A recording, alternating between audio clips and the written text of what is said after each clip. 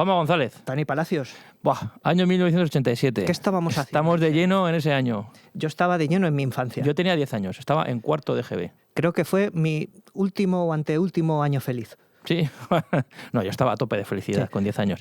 Y ese año yo recuerdo... Muchas películas. Muchas películas y musicalmente discos súper potentes. Porque yo recuerdo que en el 87 George Michael sacó su primer disco, Fade. Pepinazo. En el 87 se estrenó Atracción Fatal. Sí, y Los Intocables. Y Tiburón 4. Ostras, esa la vi en el cine. Y George Michael sacó el Bad. Y Arma Letal. Joder, vaya peliculotes, macho. Pero ninguna de estas igualó en taquilla Y claro, a la que vamos a hablar hoy. En España, desde luego. No, claro. Hala, que suenen los gritos, os lo contamos. Paripar, con Juanma González y Dani Palacios. El podcast. Yeah. Pues sí, porque en el año 87 la película más taquillera española fue Sufre Mamón. Ala, no te pongas así conmigo, ¿no? Sufre Mamón. Sufre más, mamón.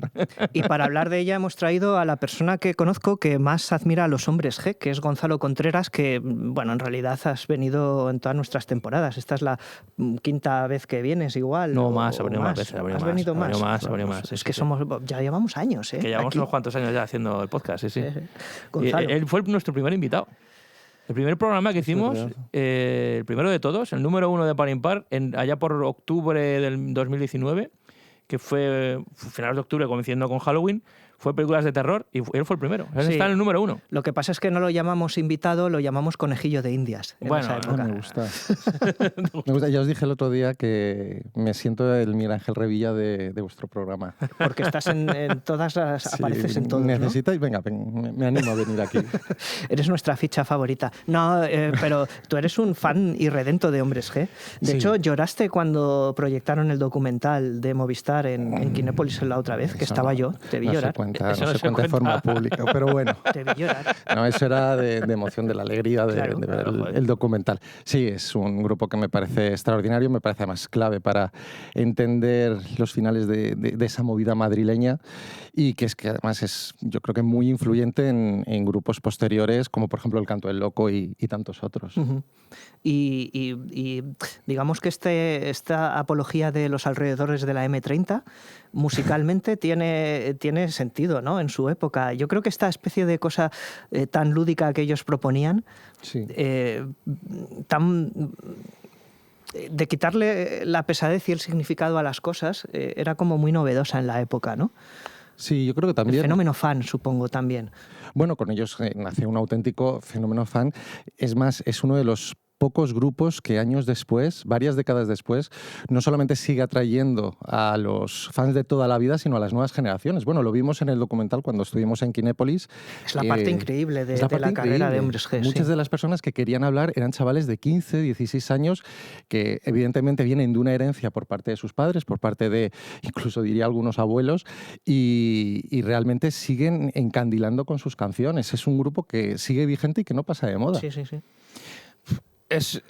Es un grupo, ellos se quitan importancia, pero es un grupo sin quererlo que ha trascendido la cultura popular española. Todo el mundo conoce a los Hombres G y aunque no te gusten los Hombres G, conoces canciones de los Hombres G. Hay algunos grupos, algunos cantantes que tienen la suerte de tener una canción que sea totalmente hiperpopular y trasciende las generaciones. Lo que tienen los Hombres G es que tienen por lo menos como 10, 15 canciones que son totalmente atemporales. Y eso es así, la gente lo conoce, muchos chavales conocen esas canciones sin ni siquiera saber que son de los Hombres G. Esto a nivel mundial, o sea, a lo mejor queda un poquito pomposo, pero es que es la puta realidad. A nivel mundial yo lo puedo comparar con, por ejemplo, los Beatles. O sea, hay un montón de chavales que no conocen quiénes son los Beatles, pero conocen canciones de los Beatles. Esto vale con David Bowie, con un montón de gente más. Pues aquí en España, con los Hombres G pasa eso. Los Hombres G están a la altura de mitos populares de la canción como Manolo Escobar, como Julio Iglesias o como cualquiera que se te ocurra, que sus canciones son tan grandes que han trascendido incluso a ellos mismos. La gente conoce sus canciones sin saber siquiera que son de los Hombres G. O sea, seguramente podemos ver un chaval que está tarareando Sufre Mamón sin saber siquiera que es una canción de los Hombres G. Esto es para poner un poquito en contexto la importancia que tienen los Hombres G dentro de la música popular española. Y es así, yo creo que evidentemente es algo que ellos, yo creo que hasta el día de hoy, por cómo cuando les oigo hablar, ni siquiera son conscientes de ello, fíjate. Porque lo llevan con una humildad, una naturalidad, como que parece que les ha superado todo, les ha pasado por encima. Germen es como una pandilla, ¿no? No deja de ser, y lo dicen en la película, en Sufre Mamón, al final cuando le preguntan a David Summers cuál es la razón de vuestro éxito, bueno, pues que en realidad somos 4 amigos. Sí. ¿No? Eso es hacemos canciones sencillitas, hablamos de tonterías, ya está. Sí. Es que, pero que parece una tontería, pero es muy difícil. Que son declaraciones que siempre hace en todas las entrevistas. Siempre. Somos personas sencillas que nos reunimos, estábamos en un local, en el PAF, en el Rowland, y a partir de ahí, bueno, nos descubrió Paco Martín y empezamos una carrera meteórica. Pero ellos siempre destacan esa humildad a la hora de quedar, a la hora de quedar con los amigos de toda la vida. Y de verdad que creo que es parte de su éxito. No puedo estar más de acuerdo. Creo que tenemos que empezar a valorar más a nuestros mitos, a nuestros cantantes, porque Hombres G puede gustar más, menos, pero Hombres G es clave para entender la historia de la música de los últimos pop años. Español. Hay grupos que han trascendido su época y su género y los gustos de la gente. O sea, a mí los Hombres G no es un tipo de música que me guste, pero me sé un huevo de canciones de los Hombres G. Pero eso me pasa con un montón con otros grupos que yo tampoco soy la vara de medir de la música, las cosas, pero yo creo que tengo unos gustos bastante normales. O sea, quiero decir, no tengo unos gustos exquisitos.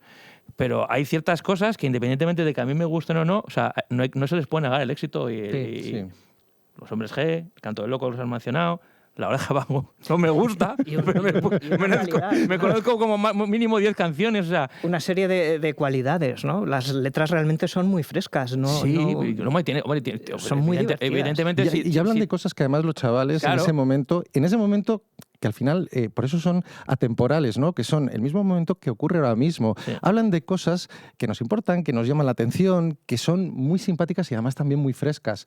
Y además es un grupo que es lo sorprendente. Yo creo que esto también le pasa un poquito a Mecano. Lo que pasa es que Mecano es anterior. Mecano también, por supuesto. Es una ya no te referencia. Digo Miguel Bosé, Alaska, o sea, eso ha trascendido toda la movida madrileña. Es que tenemos que empezar a valorar más la movida madrileña, no solamente como un acontecimiento simpático que ocurrió en los años 80, sino como el germen de grandísimos artistas. Y yo creo que Hombres G destaca mucho en ese sentido porque mientras que en la movida madrileña empiezan grupos a contracorriente, grupos pues eso, como Alaska, como Mecano también en la estética, querían cambiar la estética, ser más punk, ser más rebeldes, de repente llega en los años 1985 aproximadamente los Hombres G que van vestidos como Pedro por su casa, o sea, como de una manera muy humilde, normales, que dirían ahora, son normis. Como si nosotros cogemos y de repente nos ponemos a cantar. Sí. Y eso es algo que de repente, contra todo pronóstico, se vuelve a contracorriente. ¿Por qué? Porque habíamos visto una ruptura con la música de los años 60-70, que de repente vienen los Hombres G, vuelven a instaurar esa música tranquila, esa música de buen rollo, de buen feeling, y triunfan. Es una reacción sin pensarlo, porque todo lo que hay detrás de los Hombres G a la hora de componer las canciones, de comenzar con el grupo, no es deliberado, o sea, surge de una manera natural. Pero es una respuesta que salió a lo que era la movida en aquel momento, que tenía mucho también tenía mucho de contracultura, pero también había mucha puesta en escena de cómo iban vestidos, que era una respuesta muy, muy, muy punky que venía de Londres y claro, por supuesto que llegaba a España un poquito más tarde. Radio Futura, Alaska y los Pegamoides, Caca Deluxe, todo esto que salió en el momento era un poco lo que marcó la tendencia al principio de los 80, pero Hombres G no va con eso. O sea, los hijos de los revolucionarios surge una vida más acomodada. Surge a raíz de eso, pero no tiene nada que ver con la movida. O sea, coge la ola un poco del éxito de la movida y se les puede relacionar un poco con el final de la movida, pero estéticamente y musicalmente es otra cosa. O sea, sí, hay una serie de cambios que se han asentado en España ya definitivamente y estos son los chavales que están viviendo ese ambiente normal, ¿no? Sí. Y lo que proponen es precisamente una música mucho más cotidiana, de problemas mucho más cotidianos, ¿no? Sí. Que en ese momento además en España no se estaba dando por la revolución que supuso la movida madrileña y ellos encontraron ahí un cobijo extraordinario para atraer a masas. Sí. Porque de repente era el grupo para niñas pijas, que eso se decía mucho, pero es que al final lo acababa escuchando todo el mundo. Ha trascendido eso. En ese momento, o sea, en el año 87, cuando se estrenó Sufre Mamón, los Hombres G eran un grupo principalmente de niñas, pero ahora ya no. O sea, porque ha trascendido su época. O sea, ahora ya le gusta a todo el mundo. Si son un grupo de niñas y esto debería ser una película de niñas, tiene un lenguaje bastante... Pero es que son los años 80 que son maravillosos. Maravilloso. De dame la puntita y yo la yemita y todo. O sea, que una película de 1987 sea más revolucionaria y sea más irreverente que lo que vemos ahora, dice mucho de los tiempos que vivimos. Además es que, ¿qué fue antes, el huevo o la gallina? Porque a partir de... ves esta película y dices, joder, muchas frases que yo he estado diciendo por ahí o que he escuchado debieron de salir de esta película. O eso, o en la película las cogieron y las metieron ahí. ¿Qué fue antes, el huevo o la gallina? Eran frases de la época. Sí, yo lo creo de que te sales minerales, que decían en la peli reciente la de Raúl... La última, la de voy a pasármelo bien. Es verdad, joder, sí. Raúl Arévalo. Madre mía, que además qué coge memoria. muy bien el testigo de lo que es la música de Hombres G, esa película. Que decía el chaval que te sales minerales, ¿no? Sí. Y cosas así, pues esta película que no te enteras, Contreras. Eso, ese tipo de frases que en los 80 y los 90 hemos todos vivido y ¿Cómo era el bro? dicho. Sí. El bro del 87. El bro en plan obvio. Es que se dice ahora, pues en los 80 era todo... Sí. Todo más irreverente. Más marica que un violín. Más marica que un violín, maravilla. tío. Ten cuidado con el profe de muy solfeo, que es más marica que un violín. Y que me he puesto calzoncillos de acero inoxidable. Inoxidable. Spoiler, lo es. Lo de que es más marica que un violín se lo dice la novia, además. Sí. Y ten cuidado con el profe de solfeo, que es más marica que un violín. Bueno, además es la novia la que repite que es marica constantemente, durante toda la película. Sí, tiene una fijación. Bueno, qué personaje shakespeariano y complejo el de la novia, ¿eh? Joder, qué puñetera la novia. Vaya femme fatal. Es una femme fatal, es una Glenn Close. Mira, atracción fatal. Atracción es fatal. Particular Glenn Close en la película. Sí, adolescente. ¿Qué opinión nos merece el personaje? Pues es un personaje que ahora también sería... no podría existir en el cine de ahora. Una persona con tan pocos escrúpulos y que constantemente está puteando a su novio porque sí. O sea, y le está engañando en la puta cara durante toda la película. O sea, ahora sería imposible ver un personaje femenino. Pero luego como tienes ese. que separarte, tienes que tocar solo, no sé qué. Y luego está... O sea, es todo lo malo. Le representa todo lo malo a esa tía. Sí. Es como... Los amigos son todos unos gilipollas. No tienen ningún talento. El único que vale eres tú. Pero a la vez le estás poniendo los cuernos desde el minuto 1 de la película y te estás liando con Ricky Lacoste, que el personaje es maravilloso. Pero claro, lo más curioso de la película es que lo primero era la pareja real de David Summers en aquella época, Marta Madrugal. Luego se casó con ella, o sea, tuvo una relación muy larga durante muchísimos años. Y que tu propia novia interprete ese papel tan desagradecido, tan puñetero. Bueno, yo creo que es muy inteligente eso, ¿eh? No, me parece una idea cojonuda. Y luego además la chica a mí me encanta, o sea, la belleza, la estética de las chicas de los 80 y los 90 me flipa. O sea, es la típica chica, la típica guapa de tu clase de aquella época, macho. O sea, yo digo inalcanzable. Como además una chica morena, bajita, tampoco es que sea una tía espampanante, pero muy guapa, tiene una mirada espectacular. Muy guapa. Luego es verdad que tiene un punto muy soso a la hora de hablar, pero es que, insisto, las chicas de los 80 y los 90 hablaban así, tío. Hablaban así. O sea, la manera que tiene de hablar con el novio, de decir, ese es un gilipollas, eso... Ese deje que tienen, aunque es una película que como en los años 80 está redoblada, se redoblaban ellos mismos, está clavado. O sea, tiene más reflejo de lo que era la sociedad de esta película que muchas películas serias de los 80 españolas. Bueno, es que está contando un contexto. Sí. Al fin y al cabo está hablando... Summers era consciente de ello, ¿no? Yo creo que sí. Creo que gran parte de la culpa del éxito de esta película proviene de Manuel Summers, que es el padre de David Summers, que es uno de esos cineastas, dibujante, humorista, infravalorados, a mi entender, y que creo que esa es una de las figuras clave para entender la cultura de España, no solamente en los 80, sino en los 60, 70. Llegó a dirigir publicaciones satíricas como La Codorniz, Hermano Lobo, y de verdad que creo que como cineasta está a la altura de autores como Edgar Neville, como Berlanga, sobre todo por dos aspectos. Primero, porque siempre hacía películas de cara a la mayoría. Eran pepinazos, eran películas que tuvieron muchísimo éxito. Y luego también, como Berlanga, fue un cronista de la época, un cronista de la infancia, sobre todo de la adolescencia. Y tienes películas como Adiós, cigüeña, adiós, que es una auténtica auténtica maravilla. Maravilla de peli. Luego también de las taquillera, costumbres españolas. Y aparte de Adiós, Cigüeña Adiós, tiene películas como La niña de luto, que creo que hablamos ayer un poquito de ella, que descubrió, por cierto, a Alfredo Landa como protagonista principal. Claro, y Alfredo Landa en sus primeros... Yo creo que seguramente fue su primer papel dramático. ¿Protagonista? Sí, protagonista.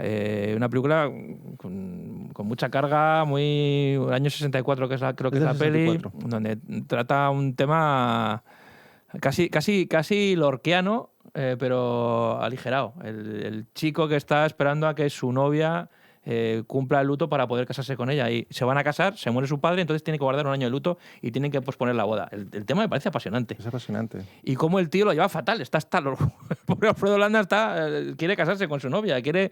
Entre otras cosas también por las implicaciones sexuales que hay en ello, claro.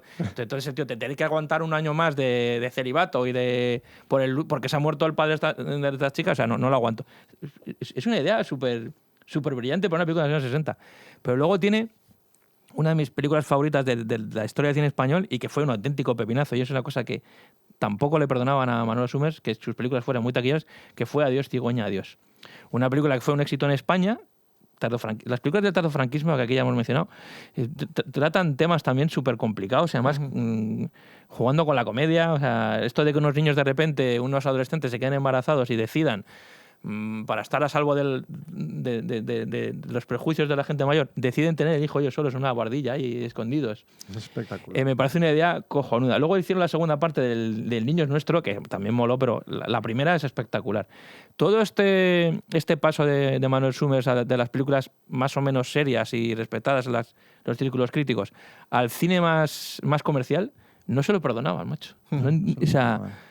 no perdonabas que fueses a poner una comedia, entre comillas, fácil para llevar al público a las salas. Y de hecho es una cosa que le fastidió muchísimo. Sí, Juanma Bajullo la semana pasada nos hablaba aquí de los prejuicios en cuanto a ser independiente o cómo sufragas la película, que pueden llegar a que te aparten. También hay prejuicios intelectuales. No. Eso es algo que también vivió Berlanga. Sí. Berlanga sí que es cierto que trató mucho más la comedia, pero en los últimos años hizo películas mucho más desinhibidas, mucho tipo todos a la cárcel, París Tumbuctú. Todos a la cárcel para verla ahora. La crítica la daba por todos los lados y no le permitía que un autor intelectual como era Berlanga hiciera ese tipo de películas. Sí. Cuando él siempre declaraba, yo creo que ha llegado a declarar en algún momento que era anarquista, que tenía ideas de... Y que su cine es algo muy popular. O sea, y era un cine muy popular, que era lo mismo que le ocurría a Summers. Lo que pasa es que luego el tío puedes hacer unas películas muy populares, pero tener sensibilidad, y tanto Summers como Berlanga la tenían. Tú ves el del Rosa al Amarillo, que es una película muy bien considerada en la época, creo que se llevó premios en San Sebastián. Sí, la Concha de Plata. Pero era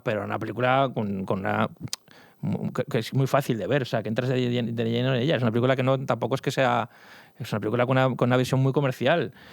Y esa visión comercial Summers nunca la perdió. O sea, lo que pasa es que de repente... una cosa es lo que... Y esto lo hablamos el otro día con Juan Mabojo y yo, y ha pasado muchas veces en el cine español, es que cuando salen nuevos directores, de repente el sistema lo quiere como hacerse lo suyo y que haga las películas que el sistema quiere, ¿no? Formas parte de y nosotros. Estos directores que son libérrimos, que tienen la libertad por encima de todo, pues van a hacer lo que les dé la gana y no van a doblegarse a lo que quiera un sistema. O sea. Y esta película, que fue tremendamente exitosa, fue El Torrente Presidente del 87, ¿no? Porque batió a todas las películas americanas de éxito que hemos citado al principio y a otras más. Más de 1 millón de espectadores en el año 87. La película y no en Francia, aquí. Aquí. El eslogan de cuando vas al cine y ves la película francesa de la semana que pone más de 1 millón de espectadores en Francia, que tiene mucho mérito, pues en el año 87, imaginaos lo que fue esta película. Fue un auténtico boom. Todo el mundo fue a ver al cine esta película. En Francia se llamó Souffle Mamoun. Mamoine. Y claro, sí que es verdad que en el año 87 los Hombres G estaban no sé si estaban en su cúspide de popularidad. Era el grupo más importante de pop en España, y entonces, aprovechando el éxito de su música, pues sacaron una película que eso es muy propio de otros mercados, de otros países, y se hizo aquí en España. Y de aquí también, porque esto no deja de ser heredero de películas como los grupos Parchís, La Pandilla, como Buenas noches, señor monstruo, de Antonio Mercero.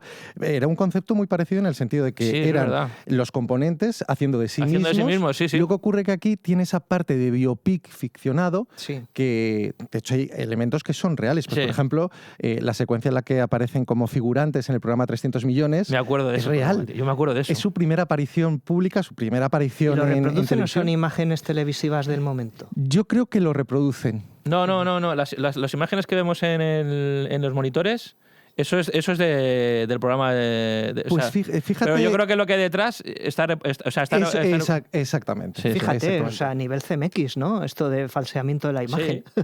Se adelanta Forrest Gump. Sí, totalmente. Bueno, la película es realmente podría ser y es una maniobra comercial, un grupo de éxito y hacemos la película porque sabemos que va a funcionar, pero realmente se ve ahí un cariño familiar que yo creo que sí, es una película, traspasa todo. Es una película familiar. Exactamente. El malo es también familia de los... O sea, sí, el Punky es el primo. El hijo Gerardo Ortega, es el primo de David Summers. Es ganadero. Salen los hermanos de David Summers por ahí también. O sea, es idéntico a... Que es igual. A David Summers. Que dices, madre mía, están haciendo el cambiazo, es igual, tío. El tío, por supuesto, sale por ahí. Guillermo Summers sale haciendo un cameo. O sea, que hay mucha... Cristina Galbó, que también tiene un momentito. O sea, que decir que hay... Que es una película muy familiar. La novia es la novia. La novia es la novia. Es decir que sí. El agente, el manager es el manager, que además es Paco Martín, que lo descubre, que además lo descubrió también en un concierto, creo que en Rocola, los descubrió y llegó a decir, bueno, lo ha dicho en varias entrevistas, llegó a hipotecar su casa porque creía firmemente en el éxito de Hombres G. Sí. Y la jugada le salió redonda. Se cuenta ahí, sí. La verdad es que, sin embargo, yo creo que favorece a la película. No sé si me explico. No convierte a David Summers en un nepo baby que su padre le está haciendo una... No, es la mirada que tiene, a veces es bastante ácida. Y ponen bastantes dificultades al hijo en la película, ¿no? Sí. Le deja bastante en evidencia. Sobre todo la novia. La novia, exactamente. Sí, ¿cómo serían las reuniones? ¿Cómo sería la cena de Navidad ese año? Entre todos. No lo sé. Pero vamos, que le da a la película como un tono muy, muy amable, muy cercano. Y luego también coge un poco las reglas de la comedia adolescente americana de los gamberros en el cole. O sea, que eso estaba muy de moda. Las películas de la época un poquito anteriores, como Porky's y demás, de chavales haciendo gamberradas y puteando a los profesores. De hecho, es la parte de la película que más me gusta. Luego la segunda parte, que es más musical, ¿no? Porque ellos ya tienen éxito y enlazan muchas actuaciones musicales, está bien. Pero toda la parte de bromas chungas del colegio religioso, que parece un remake de Los Domingos en plan gore, los primeros 5 minutos de película, digo, hostia, yo esto lo vería. Ahí se ve la parte de Manolo Summers. Un cura estampado en el techo. Que siempre desde los años 70 ya tuvo problemas, ¿acordaos? Creo que no sé si lo cuentan en un documental que sacaron, que había cosas de documental que a mí me gustaron mucho, pero bueno, porque se le daba bastante caña a Manolo. Un documental que sacaron hace 2 o 3 años. Que él en la época en el franquismo se la jugó con sus publicaciones y tal, porque hacía sátira bastante de la iglesia y los curas y demás. Y esa sátira y esa está en la película. Desde el primer momento es estos tíos puteando a los curas. Sí.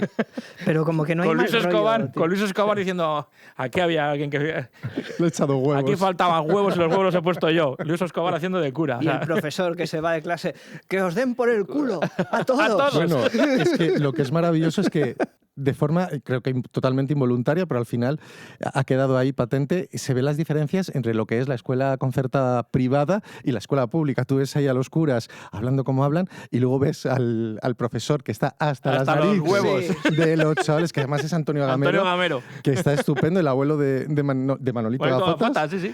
Y ya llega un momento que dice, mira, iros a que os folle un pez espada. ¡Que os folle un pez espada a todos! Es genial, es estupendo. Sí, está muy bien. Bueno, y jolín, ahora sería políticamente incorrecto, ¿no? Lo siguiente. Es que además empieza con, pues, ¿cómo te llamas? Que el profesor haga eso. Javier Molina, ¿no? Pues agárrame la menina. Muy bien, muy gracioso. Pues vais a escribir todos 100 veces, que será muy de cole de los 80, agárrame la menina. Pero te voy a decir, ¿cuántos profesores de verdad en el año 88 se cogieron la baja laboral por depresión? Porque todos los chavales debían de estar repitiendo esas frases. Fíjate, yo creo que los 80 ninguno aguantaban ahí. Además, en los 80, macho, un profesor con mala hostia, sí. Era mejor no enfrentarte, pero aquí Y otra cosa más, no sé qué, dice, agárrame con la mano. Venga, pues ahora otras 100 veces más, 200 veces. agárrame con la mano. ¿Te imaginas los domingos la película ganadora del Goya? Cuando al final se mete la chica con la monja en el convento y cierra la puerta delante de la cámara la monja, ¿no? ¿Te imaginas que dice, que os den por el culo a todos? Soy la única que tiene ovarios aquí. Sí. Alauda Ruiz diciendo en las entrevistas, no, realmente la película que me inspiró de verdad fue Sufre Mamón. Pues al principio putean mucho al cura en el confesionario, le ponen ahí... le ponen un extintor por hacer un agujero por un extintor, al profesor le ponen como una especie de muelle en la banqueta que le estampa contra el techo, o sea, los putean constantemente a todos los curas hasta que los echan. Yo me molaría que la película fuera todo el rato eso. A mí me encanta, es la parte que más me gusta. El momento de los animales también, totalmente políticamente incorrecto, que le meten... Es que no podrías hacerlo a día de hoy. Han matado un mono. Le meten gatitos y luego sueltan un perro. Y palomas. Sí. Y palomas, sí. Que además es que ves que son animales palomas, reales son que gatos, están... son perros, lo que hay. Sí, que los tiran por el aire. Tiran por el aire. Y el destino del pobre monete, de color verde. Jolín, intoxicado por el tinte. Sí. Sí, te mueres. Además lo llevan al final como un funeral que parece el crepúsculo de los dioses cuando Gloria Swanson y Eric von Steen se llevan al mono en el ataúd. Y se lo meten en el Ford Fiesta blanco. Sí. En un Ford Fiesta XR2i de primera generación con 83 caballos. Sí, era el salto del Fiesta clásico que hemos visto tú, que era como más cuadrado. Era el Fiesta un poquito gordo. más redondo, sí. Era el Fiesta gordo, con las ruedas gordas, todo eso. Bueno, ruedas gordas de 145 seguramente. Ahora tiene el tuyo el doble de medida. Cualquier coche pero sí, tiene el más. Ford Fiesta era un coche muy pijín de la época. Luego se pasó al Polo. El Volkswagen Polo era en los 90, yo creo que era ya pasó a ser el coche pijín. Más caro seguramente, ¿no? Sí, un poquito caro, del Golf GTI, ¿no? Eso ya era premium. Era para pijos. Era pijos. Pijo premium. Sí, no eran pijos del barrio La Concepción, eran de más arriba, más del norte, ¿no? Pues todo ese retrato de casi costumbrista, jugando con los clichés de la comedia adolescente americana, me mola mucho en Sufre Mamón. Además me parece que tiene una narrativa muy curiosa al principio, porque vemos imágenes de los hombres G tal y como los conocemos, actuando en directo y tal, y de repente te van metiendo de ellos de estudiantes con chupas de cuero puteando a los curas. O sea, como no te... Vienes sin manual de instrucciones. Es como, qué locos estamos. Como esto no entiendo bien. Estoy viendo a los hombres G como los conozco tal y ahora como son, y luego veo a Javi, al batería, y a David Summers haciendo bromas como de cole y vestidos de punkis. Digo, no entiendo nada. Parece como que la película empieza por el final de la película. Por el final de la película. Porque realmente estás viendo un concierto con muchísima gente, tatareando las canciones y todo. Entonces empieza como es el final de la película. Sí. Y me gusta porque luego Ríete tú de Gris, con Olivia Newton-John y John Travolta, por las edades que tenían, aquí están haciendo de estudiantes de coach. Claro, tienen 17, 18 años. 17, y ya en aquella época... Estos son... Claro, hay una quinta, macho, que es cojonuda, tanto en España como en el mundo, que es la quinta del buitre, que es la quinta del 63, que son más o menos de la época de estos todos. Y son todos... Y me estoy dando cuenta que son la gente que yo siempre he admirado de pequeño. O sea, yo me he dado cuenta que he admirado a un montón de gente que ha nacido prácticamente... 10 años antes que tú. 14, alrededor de 14, entre 12 y 16 años antes que yo. La gente nacida entre el 61 y el 65 eran mis ídolos. O sea, que ahora adoras a sesentones, ¿no? Podría decirse. A sesentones, sí. Tiene Pues mira, sentido, ¿eh? Yo creo que por también. ejemplo, mi número uno de mi top de gente que idolatro, Michael Jordan, nació en el 63. Metallica, me flipan, ¿no? Fíjate, para que veas que Metallica, para que veas que no tengo nada que ver con los hombres G, pero Hetfield, año 63. Butragueño, que era el ídolo futbolístico de todos en los años 80 con el Mundial 86, año 63, que es la quinta del buitre, que es año 63. El año 63 para mí es súper importante. Y me ha hecho mucha gracia descubrir que David Summers es nacido en el año 63. Y por eso entiendo perfectamente que también haya calado tanto en mí, porque en esa época toda la gente que había nacido en el año 63 o en aquella época, o sea, era como la gente que yo consumía, la gente que a mí me gustaba. Entonces, David Summers en aquella época, estamos hablando del año 87, año 86 cuando se hizo esta película, tenía 22 o 23 años. Bueno, no está tan mal. Quiero decir, hacer un personaje de 17-18. Bueno, son mismas referencias culturales, probablemente has hablado como él, o el lenguaje que Hombres G colaboró a meter en la sociedad, pues tú lo mamaste. Y también el contexto. Y el contexto de los años 80, que es clave para, de mucha libertad, para entre esas generaciones. Mucha libertad. A mí lo que me flipaba de los Hombres G era, primero, no entendía por qué le gustaban tanto a las chavalas, y pensaba... mi hermana era una loca de los Hombres G. O sea, mi hermana ha sido una de las grandes fans de los Hombres G y por eso a lo mejor me he escuchado tanto a los Hombres G, me conozco tantas canciones de los Hombres G y me sé los discos, tengo controlado los años más o menos, porque yo solo viví en segunda persona, no primera, porque mi hermana era una fanática de los Hombres G. Yo he contado muchas veces en los podcasts que mi hermana vio no sé cuántas veces Sufre Mamón en el cine. Creo que alguna vez he exagerado, he dicho 7 u 8 veces. Y como da la casualidad, sí. Y da la casualidad que hay muchas amigas de mi hermana que nos escuchan a nosotros y dice, tu hermano dijo el otro día, se lo dice a mi hermana no escucha el podcast, pero sus amigas sí, que has visto Sufre Mamón 8 veces en el cine. ¡Hala! 8 no, 4. Pero la vio 4 veces en el cine. O sea, para que te hagas una idea de lo que fue esta película en su momento. Y como mi hermana fue a verla 4 veces, estoy convencido que un montón de chavalas fueron a verla también como locas varias veces. O sea, los Hombres G en aquella época marcaban una tendencia y yo no entendía por qué, más allá de las canciones, porque todas estaban enamoradas de los Hombres G. Y yo veía a David Summers y digo, pero si es un tío normal.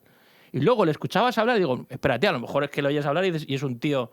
Y era un tío todavía más normal. Pero yo creo que es parte del encanto. Que hablaba y se quitaba importancia. O sea... De hecho, en la rueda de prensa que vimos con ellos, eran 4 amigos también, hablando de una platea de 1000 personas. Sí, siguen siendo los 4 amigos. Y yo es que de verdad que creo que parte del encanto que tiene Hombres G, aparte de las canciones, proviene de eso, de la sencillez que muestran a la hora de hablar y a la hora de normalizar su situación. ¿No existe la posibilidad de ver Sufre Mamón? A ver si estáis de acuerdo. A ver, que viene el giro. Es que el girito psicológico moderno, pensando que los malos son ellos de la película. Porque son muy mamones, ¿eh? Son hijos de perra, son muy hijos de perra, sí.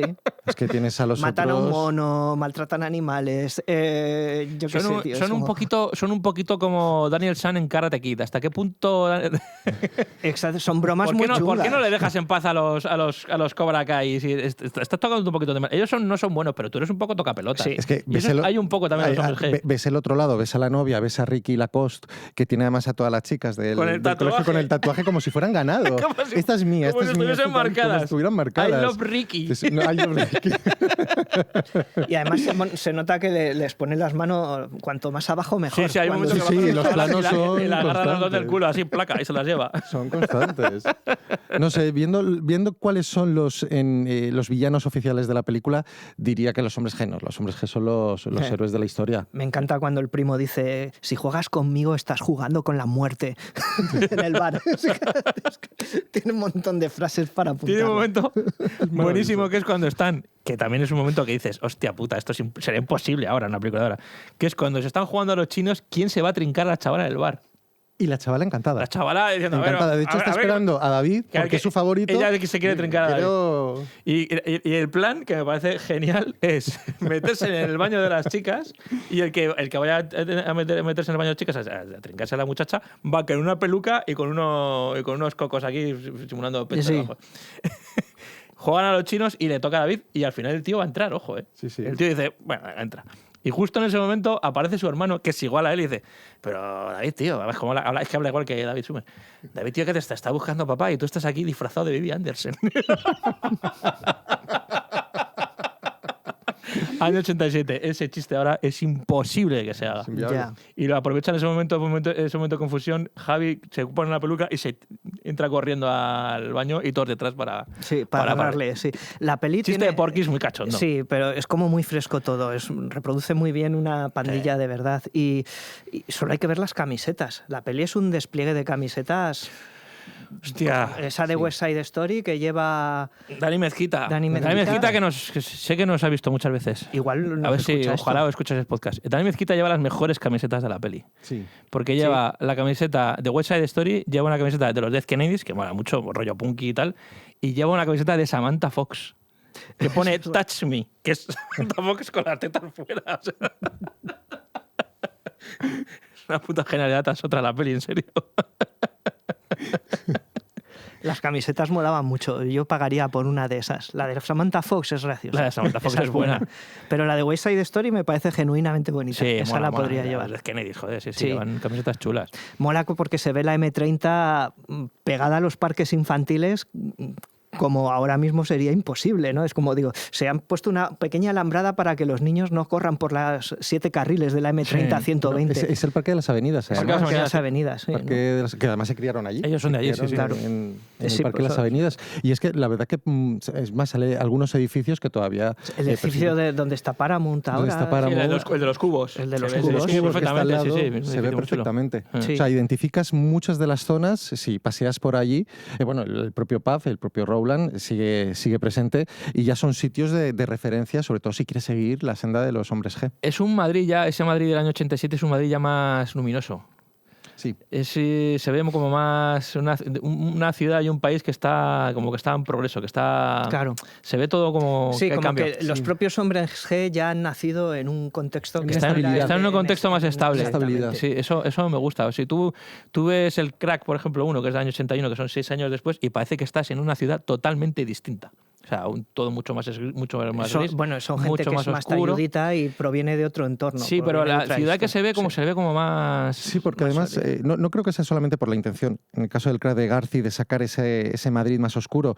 En series, por ejemplo, en Tristeza de Amor, que tenías todos los planos de la Castellana, también había un Madrid que todavía no estaba en el meollo, ¿no? Todavía estaba bastante oscuro y yo creo que en esta película sí que se empieza a Ahí hay un reflejar cambio, sí. esa luz que, bueno, pues que también traía esa música propia de la movida madrileña. Y luego ves películas ya de los 90 y principios de 2000 y es otro país, otra ciudad totalmente distinta. O sea, muchísimo más luminoso, mucho más... Bueno, yo creo que es del mismo año, sin un año después, Mujeres salvadas de un ataque de nervios. Año 88, 87, 88. Los momentos en los que Carmen Maura está paseando, además por O'Donnell, por la zona de O'Donnell, ya es un Madrid luminoso, es un Madrid que respira progreso. Sí, además me gusta mucho porque se ve un Madrid de noche con el momento de los patinadores que van por... Hay unos chavales patinando y ella está en la cabina, se cruza ahí con Antonio Banderas sin darse cuenta que es él. Es como un momento muy ventana indiscreta porque se ve en un edificio la gente lo que está haciendo cosas dentro de las... Y ese Madrid es muy modernillo, es muy... Fíjate, en el Madrid de Laberinto de Pasiones, que es año 82, que es ese Madrid oscuro, gris y tal, y el Madrid de 6 años después es otro Madrid totalmente distinto. Totalmente diferente. Hay un progreso que es evidente en la gran pantalla. Es otra edad, otros tipos de protagonistas, ¿no? Aquí el drama es como, ¿qué vas a hacer esta tarde? He quedado con una pedorra en el Rublan. Me encanta y utiliza mucho el término pedorra, que es un término que se debería utilizar más. ¿Pedorra o pedorro? Sí. Eres un pedorro, eres una pedorra. ¿No? Es que al final de la película, cuando llega la tía por tercera vez a intentar jugársela de nuevo a David, y le dice, tú lo que eres es una zorra y una pedorra.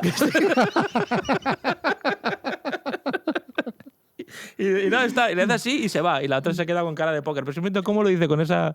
Y va en busca de Javi para echarle un ojo y decir, mira, ya he hecho lo que tenía que hacer.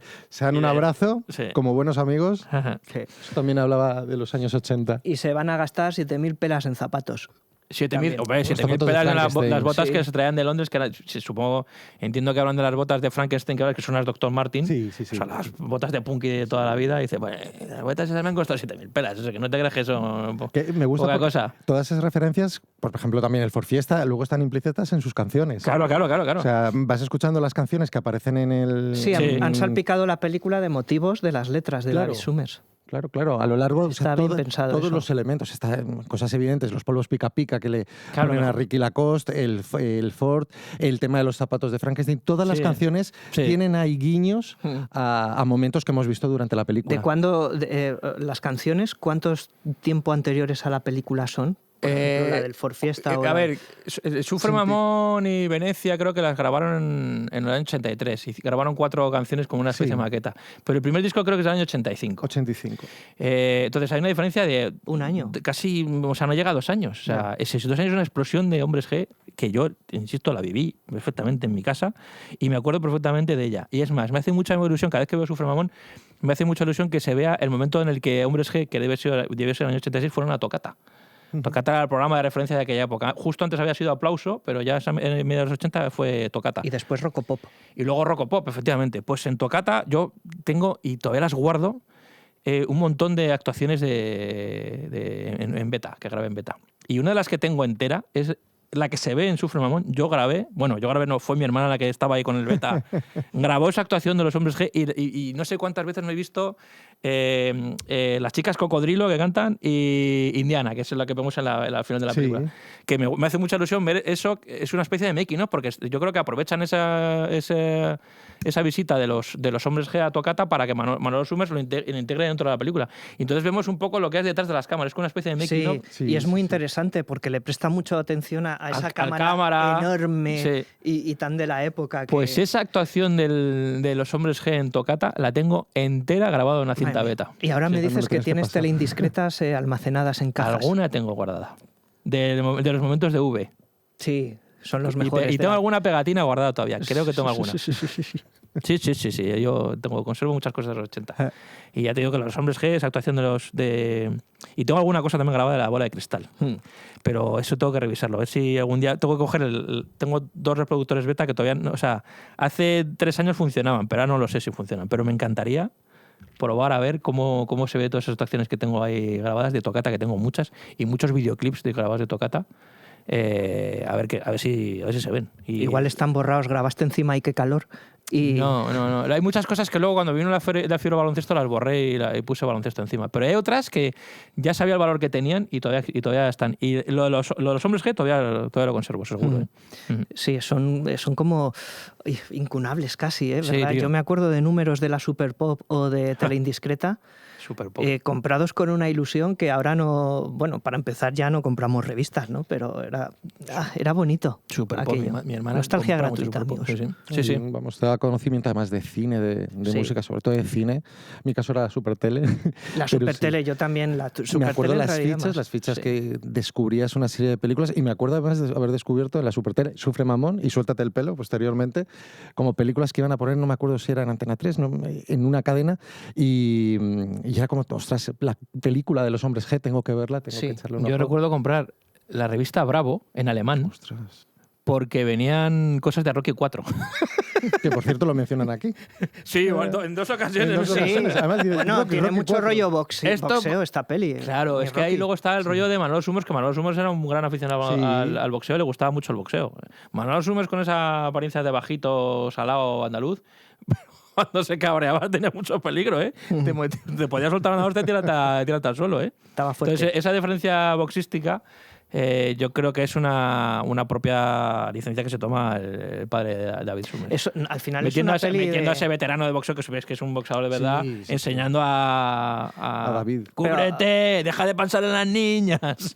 Al final es un poco... La peli no deja de ser una especie de reproducción de esas pelis de bandarras de los 50. Hablábamos ayer de Destino de Caballero y esas pelis de, a lo mejor, moteros o de chavales jóvenes o de pandillas, ¿no?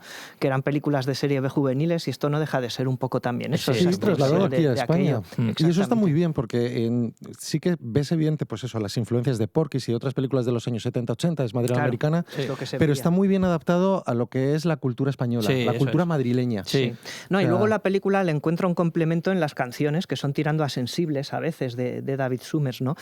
Con lo cual te está construyendo casi un héroe trágico la película, con mucha inteligencia. Antes hablábamos de lo bien traído que está que la novia real de David Summers interpretase a su novia en la ficción y que el personaje no fuera positivo, porque yo lo veo, imagínate, qué piensa al presenciar ese argumento pues un adolescente fan que ha ido a ver la película, ¿verdad? Al final, cuando el personaje desvela sus cartas y es una perra sideral y él lo descubre y acaba la película soltero, para esa fan eso es máxima satisfacción. Y es más, no es que acabe soltero, acaba con muchas novias y sus novias son las fans. Es que está muy bien traído ese concepto. Y lo lógico, al público, la imagen final es a cámara súper lenta, entregando la caída es rarísima, porque no cae hacia el público, está totalmente de pie. Dices, pero ¿cómo va a caer este hombre? O sea, me muero por romper las rodillas. Y se acabó David Summers. Eso es muy inteligente, porque lo típico en este tipo de propuestas sería que acabara con la chica, el héroe, pues después de haberle dado por saco, cerramos la historia. De una manera complaciente. Y ya estaría. No solo no termina con su chica, que encima es su chica en la vida real, sino que tiene esa narrativa de, no, es que yo ya tengo muchas novias, y mis novias sois vosotras, sois las fans. Eso me imagino que viéndolo las chiquillas ahora en el año 87... Imagínate, gritando ¡Soy yo, David! Pero ahora sería tildado de mensaje casi peligroso. Bueno, pero toda la película. O sea, es lo terrorífico de los tiempos que vivimos. O sea, toda la película película estaría prohibida. Entre el tema de los animales, entre el tema de la supuesta misoginia, el tema de la homofobia, que están diciendo más, bueno, con el profesor, que no hemos hablado del profesor de clarinete, de clarinete. Sí, es que me encanta la forma del instrumento. El instrumento es de esta forma que hay que tratarlo con delicado. Hay que apretarlo y luego soltarlo. Exacto, apretarlo como si estuviese hecho de carne, dice además el tío. Dice, hay que con sensibilidad, la punta de la lengua tiene... Y, dijo, y le dice, déjame que lo haga yo. Y David Summers, no te me acerques. No. Es genial. Acercar la puntita. La puntita. ¿Cómo se llama ese actor? Se me ha olvidado. Sí, Tomás Torri. Tomás Torri. Eso es ese, Tomás Torri. Que además también un veterano, secundario de muchísimas películas. Que cuando se van los dos, cuando llega Javi dice que tu padre no sé qué, y dice una frase enorme así. Sí, 3 veces. Sí, que se le ha caído el... Oye, roba la película, el Javi. Sí. El más cachondo de todos. Además. Sí. Tiene mucha labia. Y es que actúa muy bien. Es que estaba con la muñeca hinchable de tu primo, de tu tío Guillermo. Se ha caído, le ha dado un espasmo, se ha caído de un quinto piso, se ha quedado colgando en el y está irreconocible. ¿Qué? Y el juez no le ha identificado. Tu padre está en Barcelona y tu madre dice que vayas para identificarle. Es que es buenísimo. ¿Qué? Y lo vuelvo a repetir. Y luego cuando se van dice Tomás Torri, no somos nadie. Me encanta. Eso no somos nadie, muy de abuelo. Sí. Eso lo he escuchado a mi abuela muchas Bueno, veces. y ahora las frases de Hombres G ya son frases de abuelo. Sí. Lamentables noticias que os proporciono, tío, pero ¿sabes qué pasa? Que como las repiten las nuevas generaciones, no son tan de abuelo. Yo ahí no estoy de acuerdo. Sí. Porque como son frases que a día de hoy siguen cantando los chavales, bueno, pues no han pasado de moda, cebolleta. ¿No? No han pasado de moda. No, a mí me gusta eso, ¿eh? O sea, tiene frases memorables, es lo mejor de la película. Sí. Y además va muy acorde, eso también está muy bien, porque evidentemente es una película para explotar el fenómeno Hombres G, pero las canciones están muy bien integradas a lo largo del metraje. Sí. Incluso cuando ven que a lo mejor no pueden poner alguna letra y tal, simplemente ponen la melodía con el te quiero, con temblando, el momento temblando, cuando él ya se da cuenta y dice, bueno, no tengo nada que hacer con ese con momento Marta. es el último americano virgen. El plano que le ponen a él que me gusta porque en ese momento es la primera vez que vemos realmente jodido a David Summers. Hasta ese momento parece que lo lleva todo como intenta ocultar un poco lo jodido que está con las constantes infidelidades de su novia, pero en ese momento que él está ya es un tío de éxito encima, vuelve a Madrid deprisa corriendo para lo de que le den el disco de oro, les den el disco de oro. Y él se escapa para dar una sorpresa a su novia. Cuando llega ahí, se encuentra que su novia sigue con el puto Ricky el Ford Fiesta blanco. Con el Ford Fiesta blanco. Y entonces él está llamándole por teléfono y cuando la ve que llega, ese primer plano que le dispensa su padre es muy dramático, es muy de... Porque además el tío se ve realmente jodido. O sea, vemos como la cámara avanza, es un plano muy cerrado y luego vemos el teléfono ahí... Y él marchando, o sea, que además me encanta porque incorpora un perro que le acompaña y hace más nostálgica la escena. Sí, es verdad. De repente dices, ese típico perro... ¿De dónde sale el perro? Perro en los 80 que había perros por la calle. Sí. Eso es verdad. Es un plano muy chulo y lógicamente termina con el teléfono también un poco de cara a la canción de Temblando. Bueno, no hemos dicho que la película está súper a mano porque la tienen en Netflix. Está en Netflix, sí. Está en Netflix. Y por supuesto la puedes ver como un despliegue de artilugios nostálgicos de la época, desde una cabina de teléfonos, claro. A, yo qué sé, el tambor de Dixon que utiliza para tocar con las tapas de las ollas, de las cazuelas. El sonido de las tragaperras, que es un sonido que de verdad me hizo flashback la cabeza cuando lo escuché ayer. Porque era como... Era el de las tragaperras del año 87, tío. Es que es así. Y el quedar en la calle, simplemente. El quedar en la calle. Esos elementos que hacían especiales a las películas y que sobre todo son un retrato de lo que eran esos tiempos. Los coches, los pisos, esos pisos en donde yo no soy de barrio La Concepción, pero en Aluche eran iguales. O sea, es como ver que pasean por tu barrio. O sea, es así. Y eso pues es como te entra un no sé qué emocional. Es una nostalgia. Sí. Un baño nostálgico. Es que identificas muchas cosas. No siendo nostálgica la película, porque pero hace muy bien el retrato de la época. Son películas que, por ser un retrato de la época, se convierten en una cápsula de tiempo. Y fíjate que yo no viví o sea, en el 87 tenía yo 2 años, pero por haber heredado Hombres G a través de mis hermanos, yo sigo viendo esas películas e identifico perfectamente ese Madrid.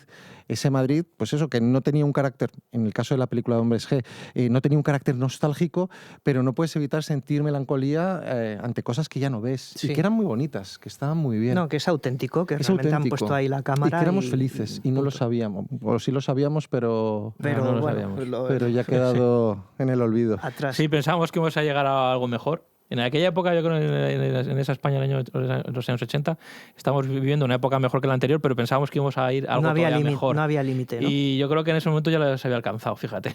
Sí, Hay un periodo ahí de los tocó 80 un par de hasta años principios después. de 2000, esa época es como la mejor. Totalmente. Sí, sí. Ahora, yo, por lo que sea, a lo mejor esto ya es sensación de abuelo cebolletas y a lo mejor de alguien que ha pasado su mejor momento, que tampoco soy joven. Pues nada, que os den por culo a todos. Pero yo creo que esa época de los 80, 90...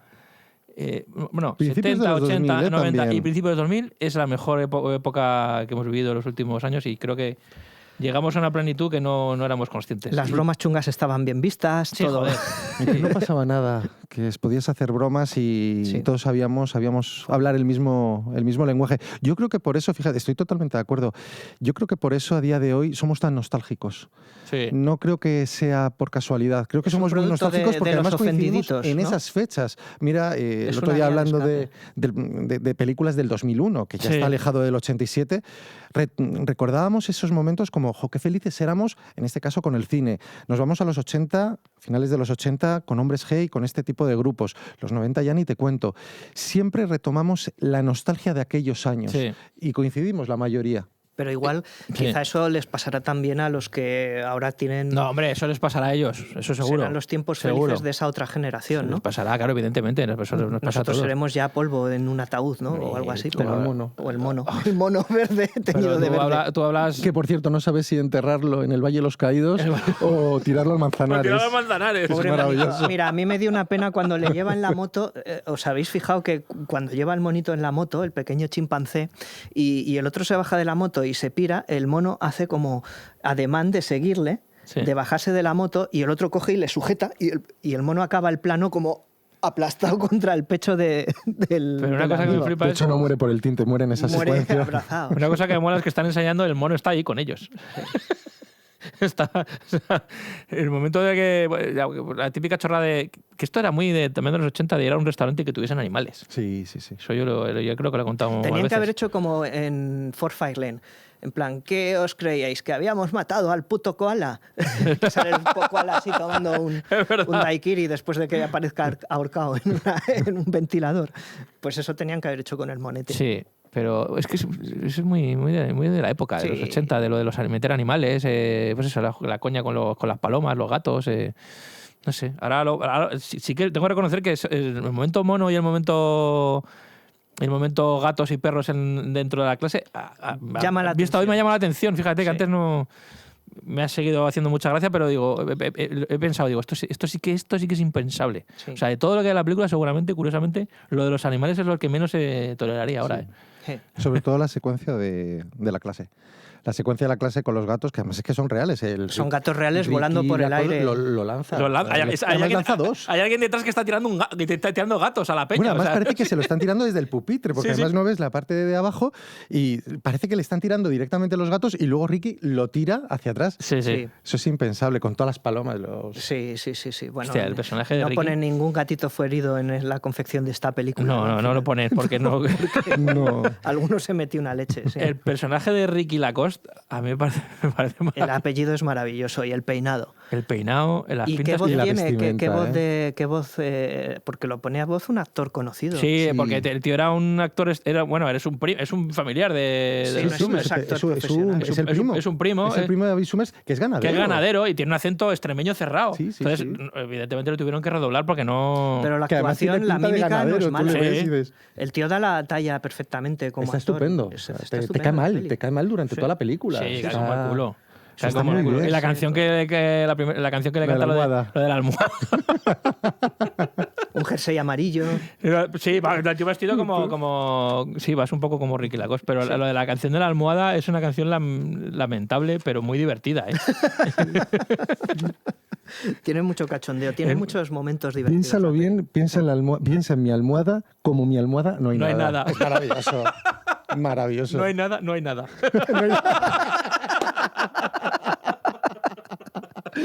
Y el tío como baila, que se ríen de él, porque cuando están en el concierto este que van ahí, Ricky Lacoste invita a Patty al concierto y deciden ir para reventar el concierto y le dedica la canción. Esta canción está dedicada a una chica hermosa que tiene el cuti más fino que los pétalos de rosa. Y durante toda hace un temazo ahí, pero en plan rock duro. Y durante toda la canción están ellos ahí, ¡gilipollas! ¡Idiota! Genial. Me parece divertidísimo, macho. O sea, lo de cómo están todos delante de todo. Y luego me hace muchas gracias Javi cuando dice esta canción y repite lo mismo de lo que ha dicho y al final acaba diciendo lo de los pétalos de rosa como si fuese rosa y dice como pétalos de rosa. Esos chistes, tíos, que son maravillosos, que ahora son impensables, me hacen muchísima gracia, tío, y cuando a vez que los veo digo, joder, qué maravilla, qué tiempos aquellos, tío, que te podías descojonar de cualquier cosa y no pasaba nada. La verdad es que Javi está divertido en la peli. Tenemos que hacer una pausa, ya estamos en... Y vas a poner Hombres G, ¿no? Hombre, tenemos... sí, además te voy a decir que vas a elegir tú la canción que va a sonar ahora. Venecia. ¿Venecia? Venecia. Dios, quiero tirarme a Donatella. También será impensable ponernos en una canción ahora, sí, me encanta Venecia. Pues ponemos Venecia en este interludio y ahora volvemos. Pues hemos escuchado Venecia, temazo, y es que estábamos hablando fuera de micro, que esto te da la importancia que tienen los hombres G dentro de la cultura popular. O sea, todo el mundo sabe tararear o cantar incluso la letra entera de Sufre Mamón sin ser fan de los hombres G. Mucha gente te va a tararear y vas a ver el estribillo de Venecia, de Las chicas cocodrilo, de Marta tiene un marcapasos, joder, que es una versión de Simon & Garfunkel. Incluso de las baladas. Te quiero, es una de las canciones más bonitas que tiene el grupo. Y además es que son muy fáciles de tararear. Sí, eso es lo bueno que tiene. Nassau también me gusta mucho. Me parece muy divertida. Muy, muy buena. La de Indiana, por supuesto. Joder, además, y luego siempre me ha hecho gracia las referencias televisivas y cinematográficas que hay en sus canciones. Sí. Meten un montón de guiñitos a... Guiños populares, sí. A todo lo que les atraía en ese momento. Es verdad. Y todo lo que había entonces, ¿no? Que era también lo que veíamos nosotros. Bueno, coño, ellos se llaman Los Hombres G por una película, o sea que... Sí, la película de James Cagney del 34, sí, es verdad. O sea que fíjate. Es verdad. ¿Y cómo evolucionó la música de Hombres G a partir de Sufre Mamón? Ostras, esto es interesante. Bueno, el documental lo cuenta muy bien. Ellos están hasta el año, creo que 93, que se separan. David Summers hace una carrera en solitario y se vuelven a reunir en 2003, que me gusta más mucho cómo lo cuenta el documental, porque todo el mundo pensaba que la nueva entrada iba a ser con pues, un temazo tipo Venecia, tipo Devuélveme chica, e hicieron una de sus mejores canciones, que es Lo noto, que es una balada espectacular, que pone los pelos de punta porque es muy identificable esa letra. Y lo petaron, lo volvieron a petar. Y es ahí cuando se da cuenta, el público, sobre todo la crítica, se da cuenta de la importancia que tienen los hombres G. Porque hasta entonces, lo de siempre, lo que ocurre con muchos grupos más mainstream, grupos más comerciales, que siempre se les ve como, no, esto es simplemente para entretener, para pasar el rato y para bailarlo en un pub o en una discoteca. Y ahí es cuando te das cuenta, que también le ha pasado a otros grupos musicales, como Los Secretos, por ejemplo, es en el año 2003 cuando se ve perfectamente que hay una unión entre los fans de los años 80 y esas nuevas generaciones, que en ese caso era yo, que decíamos, es que vuelven los hombres G. Que también han heredado algo. Sí. O sea, era previo a Operación Triunfo, ya estaba La Oreja de Van Gogh consolidada, Amaral, y la gente quería volver a ver hombres G. Esa unión que tuvo con El Canto del Loco fue una idea brillante, hacer la gira juntos, porque eran dos maestro grupos y discípulo. Sí, y eso también mola mucho porque es como los conciertos se convierten en una especie de actividad familiar, ¿no? En donde padres e hijos pueden ver, distintas generaciones pueden apreciar la misma música. Bueno, eso me pasó a mí en el concierto precisamente, creo que fue en Las Ventas, que además yo lo compré en DVD, de El Canto del Loco, creo, hacía como de teloneros del Canto del Loco con Hombres G, que hicieron una canción, ¿Por qué no ser amigos? Joder, muy buena canción, temazo, sí, es verdad. Un temazo, y bueno, me acuerdo que la plaza estaba completamente llena y había personas de todas las generaciones que habían venido a disfrutar no solamente al Canto del Loco, sino a Hombres G, y veías que era el mismo tipo de cultura, ¿no? Que las culturas se unían. Y eso creo que fue también importante a la hora de valorar Hombres G como un grupo atemporal, un grupo que no pasa de moda. Sí. Con los Hombres G pasa como con A ver cómo cuento esto sin que... Porque parece que voy a poner a los hombres G como si fuese el Led Zeppelin. No. Yo te dejo, ¿eh? No tienen necesidad, no están en esas. Pero ellos han conseguido una cosa que me parece cojonuda, que es trascender a la música y la cultura de muchas maneras. Yo lo he contado antes. Pero una cosa fundamental. Un chaval de 15 o 20 años en los años 80, cuando salieron los hombres G, seguramente no le gustasen. ¿Sabes? Estoy convencido que un chavalito adolescente de los veía a los hombres G como por encima del hombro diciendo, este era un grupo de niñas, no le gustaba. O sea, esto es así. Y además ellos lo saben. Pero ha ocurrido con ellos una cosa muy curiosa, que es que ese mismo chaval de 15 o 20 años que no le gustaba a los hombres G, al principio de 2000, cuando ya tenía a lo mejor cerca de 40 años, pensaba, ostras, también. Y si le decían, oye, voy a ir al concierto de los hombres G, decía, pues voy a ir. Sí. No me gustaban, pero, coño, los tengo tan dentro, forma parte de lo que he vivido en aquella época que me sé las canciones y lo voy a disfrutar. Es como cuando vas ahora a un concierto megaconcierto de gente muy importante y ves que ese concierto está lleno de gente que dices, estos tíos que están aquí no están viendo este concierto porque les ha gustado los discos de este grupo en su momento, ¿sabes? Sino porque de repente ahora están en un concierto que saben que tienen que estar porque es un concierto importante. Esto pasa, por ejemplo, concierto de los Rolling Stones. Y tú vas allí y vas a ver a muchos old school rockeros, pero vas a otra gente que dices, estoy aquí en el concierto de los Rolling Stones porque es un grupo importante, tengo que verlo. Es un acontecimiento. Pues con los hombres G ha pasado eso. Vas a ver a mucha gente que en los 80 los despreciaron, pero están viendo a los hombres G porque saben la importancia que tienen y están en un elemento que tienen que estar. Es como si pasa el tiempo, separas las atribuciones que la prensa, el público... Y también los prejuicios. Y los prejuicios, sí, hay muchos prejuicios, sí, es verdad. Y lo ves con una perspectiva nueva y dices, coño, aguanta. De hecho, me funciona. Te voy a hacer la comparativa con otro grupo, más que con Led Zeppelin. Y además es que... Claro, Led Zeppelin ha dicho, para decir, grupo importante... A mí me ocurrió, cuando yo tenía 13 años, 12 años, con los Backstreet Boys. Los Backstreet Boys era un grupo de niñas en el colegio. Sí. Y los chicos, pues mira, pues los prejuicios pues no nos gustaba y tal. A mí ahora los Backstreet Boys me gustan muchísimo. Creo que es el mismo tipo de juego. Que en ese momento, a lo mejor, chavales de 15 años, pues eso, por los prejuicios, porque era un grupo de niñas pijas y tal, pues a mí no me gustan los hombres G.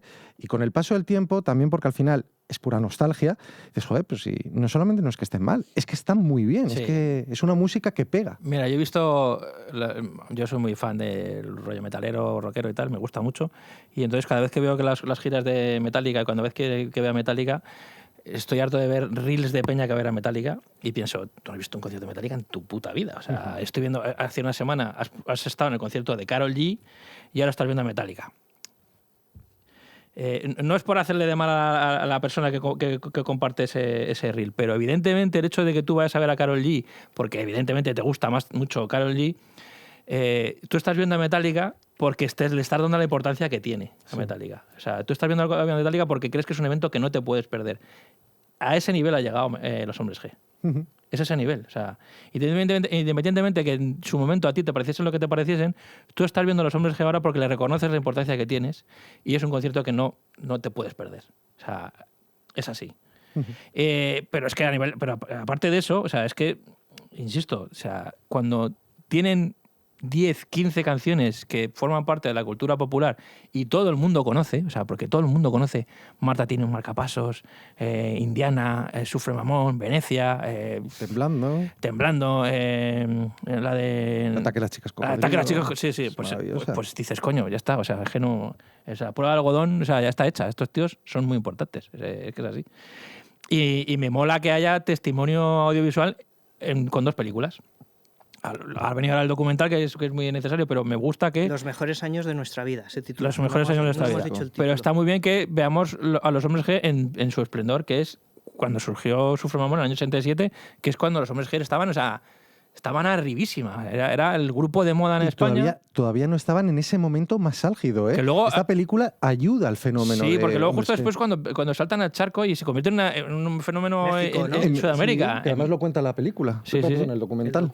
Que son casi tan importantes que aquí. O sea, en España son muy importantes, pero creo que en México y en otros países es todavía más importante. Eso ocurre con muchos grupos. Por ejemplo, La Oreja de Van Gogh, con el tema de Rosas, se hizo popularísimo en Latinoamérica.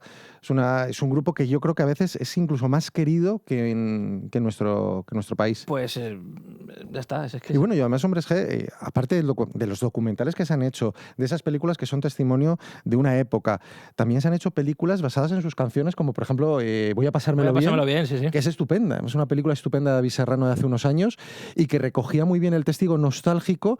Y mira, se ha jugado también mucho con el grupo Parchís, con ese tipo de películas que se hacían a principios de los 80, rebeldillas, que eran muy divertidas. Ostras, es que estoy pensando que es que la has clavado, macho, porque Sufre Mamón y La Guerra de los Niños se parecen muchísimo. El grupo de Parchís está continuamente haciendo trastadas a los profesores y a los adultos. Al principio de la película es eso, tío. Es eso. O sea, la guerra un poco más más de COU, pero que de GB, ¿no? Pero, claro. Está adaptada, está más... pues eso, adaptado a lo que es el biopic propio de los Hombres G, pero el concepto como tal, sobre todo el principio de la película, es puramente la guerra de los niños, incluso los amoríos. Sí, porque tío, Tino, el componente de Parchís, siempre era que le ponían a la chica en cuestión de la que se enamoraba y tal. Yolanda. Que yo también era muy fan de Parchís. Sí, también. Va a tener algo que ver Parchís y Hombres G. Pero has clavado, hostia, es verdad, ese comienzo no lo había relacionado, pero es verdad que La Guerra de los Niños y Sufre Mamón... Salían, por supuesto, personas de renombre como secundarios, Manuel Alexandre. Era Don Matías. Don Matías, efectivamente. En una de las películas, no sé si es en La Guerra de los Niños, no, en otra película que casi se nos muere y que cantan en una iglesia los componentes, ¿no te acuerdas? Yo creo que en Don Matías está a punto de palmar. O sea, Don Matías en la primera de La Guerra de los Niños está a punto de morir. Pues entonces es en esa. Sí. Que van con el perro Superman. Con Superman, es verdad. Es verdad. ¿Ves? El perro, aquí un mono. Luego con el otro chavalete que era regordete, que se comía los jamones. Sí, que se metía en una pastelería y se ponía ahí hasta el culo de...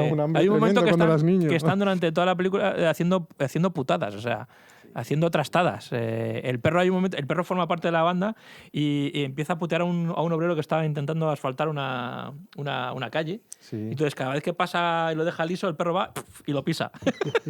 Y al final acaba el obrero muriendo al perro. Bueno, y en la fiesta de Yolanda, no sé si es la comunión, que se meten en la cocina, empiezan a alterar todos los platos y echan detergente en el cóctel de gambas. Sí, tío. Es que en las películas de Parchís eran muy heavy, ¿eh? Tampoco se podrían hacer. Y luego está lo de que se van a... Hay una película de Parchís que se van a México. Sí. Que transcurre enteramente en México. Sí. Wow, qué bueno. Era la fase Herbie Torero de Parchís. Herbie Torero. Bueno, eran taquilleras, súper taquilleras. Sí, también tiene ahí un documental, sobre todo con la parte de Tino. Está muy bien. Lo de las madres con Tino. Las madres con Tino, que pone los pelos como escarpias. Lo sé. Sí. Eso lo he visto. Sí. Soy bueno, pues yo creo que hasta aquí hemos llegado. Bueno, vamos a hablar de nuestro momento favorito de Sufre Mamón, nuestra escena favorita. Esto, momento García, tenemos que hacer con Sufre Mamón. Y deberíamos hablar un poquito más de Manolo Summers, ¿eh? Sí, y reivindicar un poco la figura y también cómo llegó esta película en el contexto de la Ley Miró y las luchas que tuvo Manolo Summers, que siempre hablamos de la Ley Miró, pero es que Manolo Summers también fue uno de los damnificados de la Ley Miró y él fue de los directores que más cara plantó a este sistema de subvenciones, con manifestaciones, hicieron una especie de entierro fingido de estamos enterrando el cine español, está muriendo el cine español con el sistema de subvenciones, y además eso es una cosa que muchos directores y mucha gente del medio no se lo perdonaba, ¿eh? Claro. De repente empezaron a ver a Manolo Summers como un friki y le quitaban toda la importancia de su cine, y él estaba luchando por algo que creo que tenía todo el sentido, y más sobre todo con esta película, que fue una película que se produjo de manera independiente, sin ningún tipo de subvención, de una manera familiar, y fue en el año 87 la película más taquillera del cine español de esa época. O sea, algo parecido más o menos a lo que le está pasando a ciertos directores a día de hoy. Ya le había pasado a Manolo Summers justo en los 80, cuando empezaba la Ley Miró y el sistema de subvenciones. Eso hay que recordarlo.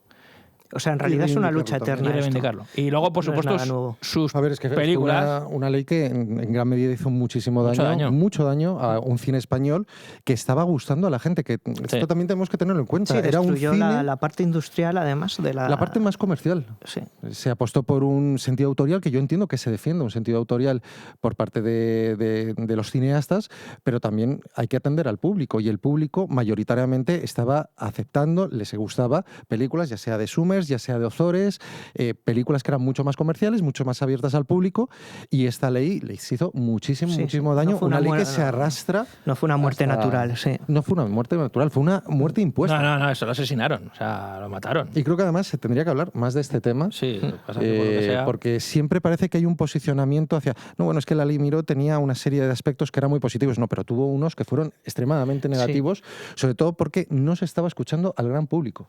Hay una película que se llama...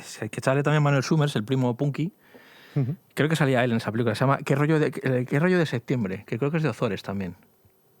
Ay, lo de septiembre me suena, pero... Que debe ser de esta época más o menos. Que también es una película colegial también, de gente que tiene que ir a una escuela de verano porque ha suspendido todo y entonces está durante toda la escuela de verano folleteando entre ellos una película de destape y están puteando a los profesores. Y creo que también salía ahí Manuel Summers, o sea, creo que se llama Manuel Summers, se llama este chico, este actor, sí, Manuel Summers, Rodríguez. Y es una película que yo siempre he enlazado también un poco con Sufre Mamón, y es una película que ha pasado totalmente desapercibida. Salieron un montón de actores súper conocidos. Estaba Sonia Martínez, que fue estrella de televisión, que tuvo una historia muy trágica. Sí. Y esa película no sé exactamente dónde está, pero si queréis hacer una sesión doble así disfrutona, de colegiales desfasados, montando gamerradas a la española, poneos Sufre Mamón y creo que se llama ¿Qué rollo de septiembre? Voy a buscarlo, seguir hablando. No hemos hablado de la segunda parte. De Sueltos del Pelo. A ver, inferior que la primera, sobre todo porque la primera es que tenía las ideas. Sí que las canciones que se escuchan siguen siendo muy buenas. Por ejemplo, esta Si no te tengo a ti y otras tantas. Y lo que pasa que es que la primera, que también fue un éxito, por cierto, tuvo muchísimo éxito aquí en España, la primera es la que marca el devenir de los acontecimientos, es la que fomenta el fenómeno Hombres G, y la segunda, pues eso. ¿Cuál es el argumento de Suéltate el pelo? Porque esa no está en Netflix. No está en Netflix y la estuve buscando durante mucho tiempo porque hace años que la vi. Recuerdo que iba de una historia de que, dime si me equivoco, que una chica está obsesionada con David Summers. Sí. De hecho, le hace ahí tampoco podría hacerse a día de hoy. Un amarre. Y le hace un amarre, además creo recordar que era en la playa, y bueno, pues la acusa de cosas que realmente no han ocurrido. Y por ahí van los tiros de la película. Fíjate, es muy actual ese argumento, sí, ¿no? Sí. Lo que no sé si se podría rodar. Ya, exactamente. Eso también es su problema. Os voy a encontrar la película. El rollo de septiembre, película de Mariano Ozores. Está en Movistar y Flixolé. Reparto, año 85. Ya, o sea, este tipo de películas ya tenían que hacerse de aquella manera porque ya estaba la ley Miró. Creo que entró en el año 83, o sea que esto es del 85. José Luis López Vázquez, Antonio Ozores, Juanito Navarro, Sonia Martínez, Blanca Marsillac, Miguel Ángel Valero, el Piraña de Verano Azul, Gabino Diego, Francisco M. Summers, que es el primo punky de Concha Rosales, Chuslan Preave, que Chuslan Preave hace de profesora sorda, que es un descojone. Pilar Bardem, Marisol Ayuso, Alessandra Grepi. Marisol Ayuso, la madre de Aida. Sí. Buscaros esta película, que va a ser un Porky's, un desmadre americana a la española, muy cachondo, que tiene momentos muy, muy divertidos. Hay un momento con un periscopio que se inventaron los chavales para ver a las chicas desnudas en el piso de arriba, que es muy Porky's, que es muy divertido. Momento favorito de la peli, venga, ya terminemos. Yo creo que el momento mono es el más chocante, porque es donde sacas la antena de la interpretación de la peli y dices, ostras, yo puse aquí en las notas que el momento mono. ¿Qué pasa con esto? Sí. Esto hay que hablarlo. Me gusta mucho el comienzo, con las bromas chungas a los curas, incluyendo estampanarle contra una pared a uno de ellos, ¿no? Está muy bien divertido. Esa parte está muy bien. Me hubiera gustado que la peli siguiera más esa senda. Bueno. Pues ya te quedas con el Colegio de Curas, yo me quedo con el otro, con el público, con todos los momentos de Antonio Gamero. Es que me hace muchísimo gracia. Yo soy un pez espada todos. Soy un pez espada todos, ya paso de vosotros. Creo que tiene secuencias muy Cero divertidas. victimismo en la peli, realmente. Es como caos puro y duro todo. No, nada. Pues yo me quedo con el momento de cuando materializan la idea de ponerle polvos pica pica de la canción de Devuélveme a mi chica, que es curioso porque está compuesta la canción ya, hemos visto antes cómo componían la canción, y luego lo que hacen es lo que te cuenta la canción. Vamos a poner a Ricky los polvos pica pica en en la camiseta amarilla. Sí. Y lo que me mola es cuando de repente el tío no le pica la camiseta, pero ya empieza a picar, y empieza a hacer gestos raros y te empiezan a descojonar de risa. Y a mí lo que me gusta es la reacción de Patty, que en ese momento está ya con él, esa es su novia, digamos que es su novia oficial. Sí. Y ahí vemos lo hija de puta que es, porque no se preocupa por si le pasa. Dice, ¿pero qué hace? Bueno. En vez de decir, ¿pero qué le pasa? Pobrecito, no. Y dice, la tía, te das cuenta que es tan hija de puta que incluso en el momento que ve al tío que se empieza a rascar porque le pasa algo, o sea, le parece mal porque está quedando mal, ¿eh? Y dice, ¿pero qué hace? Como diciendo, pero qué vergüenza de tío también. Y se ve lo bruja que es después, en el momento de la pelea, que ves que está disfrutando como una loca viendo a los dos pelearse por ella. Es verdad. Sí, ahí te das cuenta y dices, pero esta no puede acabar con el héroe, ni de coña. Ni de porque coña. Luego pone la carita. Además que tú la ves, pone esa carita, siendo preciosa, esa carita de cordero degollado y dices, joder, la voy a tener que perdonar, a lo mejor es que lo he hecho sin querer. Pero es que durante toda la película... Dale, está diciendo, dale. Sí. Dale. Está... Sí. Pues esa película se sale un poco de, no es la típica película con final feliz, de acaba con la chica, no. Bueno, para las fans sí. Para las fans claro. Es un final estupendo. Que terminamos entonces ya, acabamos. Ya está. Yo bien, creo ¿no? Que sí. Yo he elegido para... La que al final la elijo yo, que es la canción de los títulos de crédito, que es No te quiero ver, se llama esa canción. Que os recomiendo que busquéis el videoclip de esa canción, que es súper divertido. Creo que está rodado por Manolo Summers. Además tiene un cameo, sale con una gorra bailando como si fuese bailando flamenco, haciendo así pitos con la... Muchos de los videoclips están rodados por él. Y ahí hay unos cameos muy divertidos porque sale el Objetivo Birmania cantando, o sea, bailando, delante de un 600, con una especie de... luego sale Salas y Summers, los famosos presentadores de la tele, el tío de David Summers, y en medio está Iñaki Fernández, el cantante de Utamato Yeye, están tocando la trompeta los tres, como haciendo un trío de metales, haciendo bailes así con el dedo para arriba. Tippy Cole tocando tocando el saxofón y la trompeta. Era muy amigos claro. De Manuel Summers. Pues ese videoclip y esa canción, que es David Summers cambiándose de gafas mientras canta, es súper divertido. Eso me pareció un videoclip. Para mí el mejor videoclip de los Hombres G. Y además que es la canción con la que cierra la película. Así que nos vamos con esa. ¿Qué te parece? Pues bien? Me parece un temazo. Pues... Sin más. Muchas gracias. Muchas gracias a vosotros. Hasta otra. Hasta luego. Parimpar, con Jama González y Dani Palacios. El podcast